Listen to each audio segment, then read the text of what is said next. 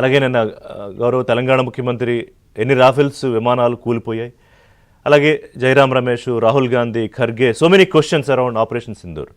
ఈ సందర్భంలో ప్రశ్నను ఎట్లా విశ్లేషిస్తారు మీరు? మీ ప్రశ్నలో ఒక్కోటి ఆన్సర్ చేస్తా. ఎందుకు ఆగిపోయిందంటే ఆఫ్ చేయాలి, పెద్ద యుద్ధాలు అక్కర్లేదు, క్యాలిబ్రేట్ చేయాలి. వాళ్ళు చేసిన యాక్షన్ మే 7వ తారీఖున మనం టెర్రరిస్ట్ పాయింట్స్ పెట్టాక చెప్పాం, బాబు ఇంతవరకు మేము ఆగిపోతాం, మీరు ఆగిపోండి అని.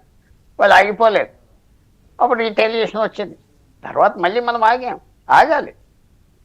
ఎండ్లెస్ వార్ కాదు ఇది, ఒక చిన్న షార్ట్ ఇచ్చి బయటకు వచ్చేయాలి. సమయం మనకి చెప్తాది జవాబు. చాలా కరెక్ట్ యాక్షన్. ఇంకా చేయాలి, వెళ్ళిపోవాలి. ఎంత మరి పెద్ద వేరే పార్టీలు మాట్లాడుతున్నారంటే వాళ్ళ అభిప్రాయాలు దేనికి, వాళ్ళ ఆశలు దేనికి అని మన అందరికీ తెలుసు. యుద్ధానికి ఎవరు వెళ్తారు? చైనా రాదే ఇంక యుద్ధానికి.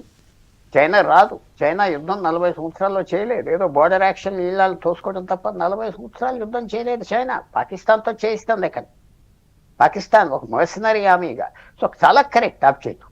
రెండోది మీరు అన్నట్టుగా ఈ ప్రశ్న అడిగారు, ఆ ప్రశ్న అడిగారు. 1000 ప్రశ్నలు అడగటానికి హక్కు ఉన్నది, 1,00,000 ప్రశ్నలు అడగటానికి హక్కు ఉన్నది. ఒకవేళ మన పర్సెప్షన్ ఏంటి, మనం యుద్ధం గెలిచాం, మనం నిజంగా ఓడిపోయి ఉంటే ఎలా మాట్లాడను. విజయం వచ్చేసాక అది మళ్ళీ యుద్ధం ఆగిపోయిందని యుద్ధాలు అలా వెళ్తూ ఉంటాయి. చూడాలి ఎంతవరకు వెళ్తాయో. ఎంతవరకు 5 సంవత్సరాల 10, 50 తప్ప చైనా సపోర్ట్ చేసినంత కాలం పాకిస్తాన్ యుద్ధం చేస్తారు. తర్వాత ఇంకో మాట కూడా మీరు జ్ఞాపకం పెట్టుకోవాలి. పాకిస్తాన్లో మనకి ఎవరి నుంచి ట్రబుల్ వస్తుంది? Baloch generals, Baloch army officers నుంచి కాదు. పఠాన్ అంటే వాళ్ళు కూడా పఖ్తూన్వా అని ఏరియా ఉన్నది ఫ్రాంటియర్, అక్కడి నుంచి ఇమ్రాన్ ఖాన్ వచ్చిన ఆ జనరల్స్ నుంచి ట్రబుల్ కాదు. సింధీ జనరల్స్ ఆఫీసర్స్ లేరు ఆర్మీలో. పంజాబ్ నుంచి కూడా కాదు. భారతదేశంలో పుట్టి అక్కడికి వెళ్ళిన వాళ్ళ నుంచి ట్రబుల్ వస్తుంది మనకి. జియావుల్లా ఇక్కడ పుట్టాడు, ఇక్కడ చదివాడు, అక్కడికి వెళ్ళాడు, అప్పటి నుంచి ట్రబుల్ స్టార్ట్ చేశాడు.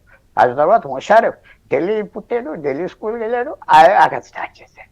అలాగే జావేద్ బాజ్వా అతను జలంధర్ ఇక్కడ నుంచో ఢిల్లీ నుంచి వెళ్ళాడు, అతను పర్వాలేదు మోడరేట్. ఇప్పుడు ఆసిఫ్ మునీర్ జలంధర్ పంజాబీ అక్కడికి వెళ్ళాడు. సో మనకు వచ్చే ప్రాబ్లం ఏంటంటే పాకిస్తాన్లో ఒక క్లాస్ ఆఫ్ పీపుల్ ఈ యుద్ధం గడుపుతూ ఉంటున్నారు. ఎందుకంటే వాళ్ళకి లెజిటిమసీ లేదు.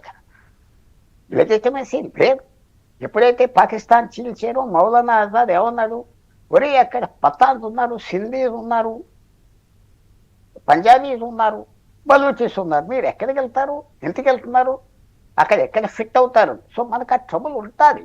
అలా అక్కడ సామాజిక విషయాలు అక్కడే అన్ని మనం చూడాలి. ఆర్మీ చేసేది అది కూడా ట్రబుల్ ఉంటుంది. ఇంకో ప్రశ్న ఏంటంటే మన పాలిటీషియన్స్ ఇవన్నీ అడుగుతున్నారు. అది ప్రజలు ఈవేళ ప్రజలు 50 ఏళ్ళ క్రితం ప్రజలు చాలా లిటరసీ ఉన్నది యంగ్స్టర్స్లో.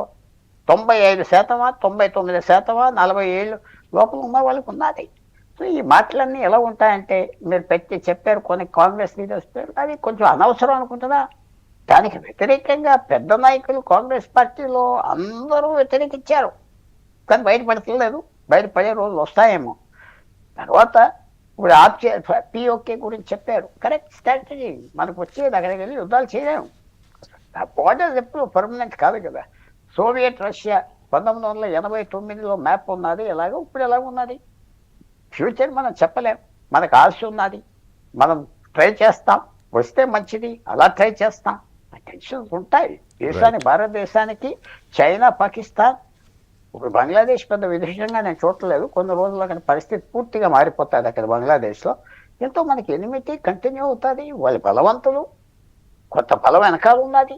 సో ఇదంతా తప్పదు. టెన్షన్. గవర్నమెంట్ అదృష్టం అంట. ఒకటి లాస్ట్ మాట ఏదో మ్యాజిక్ అయిపోయినట్టే కాదు, ఇది అదృష్టంగా లక్కీగా పాకిస్తాన్ కరెక్ట్గా డీల్ చేయలేదు. యుద్ధం పాకిస్తాన్ వెళ్ళకూడదు.